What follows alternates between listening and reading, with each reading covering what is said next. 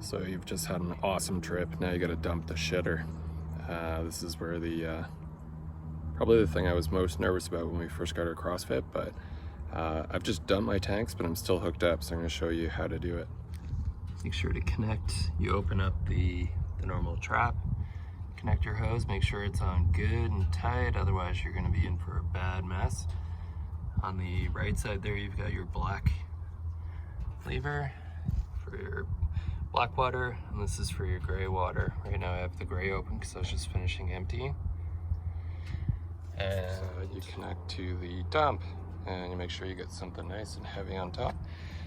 Otherwise you will have poo-poo on your feet. Once those are connected, what I typically do, and I've read a couple of different ways of doing it, but I usually open the black or the gray a little bit just to get a bit of water into the line. And once I've got that done, I close it back up, open up my black valve.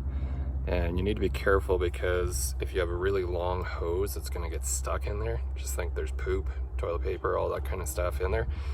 So you want to make sure that you wiggle the hose to get it all into the drain. Once you're sure you're all hooked up, grab this little gray guy, pull it out a little bit. I let a little bit of water into the line, and then I close it again. Then on the other side, just open the black and make sure to jiggle the hose, make sure everything's completely out and let it drain completely. Then you just close that guy again. Come back over to your gray side and open that guy out. Let everything come completely out. Shake your hose a few times, make sure it's all out, and then close it. Then when you're done, disconnect your hose, and you'll see a little bit of runoff. That's normal. And it smells amazing. Put your cap back on.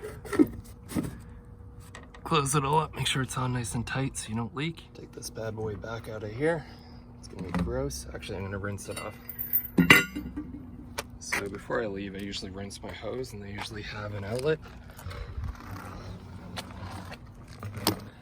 So just make sure it's still in there and start running some water and rinse it out.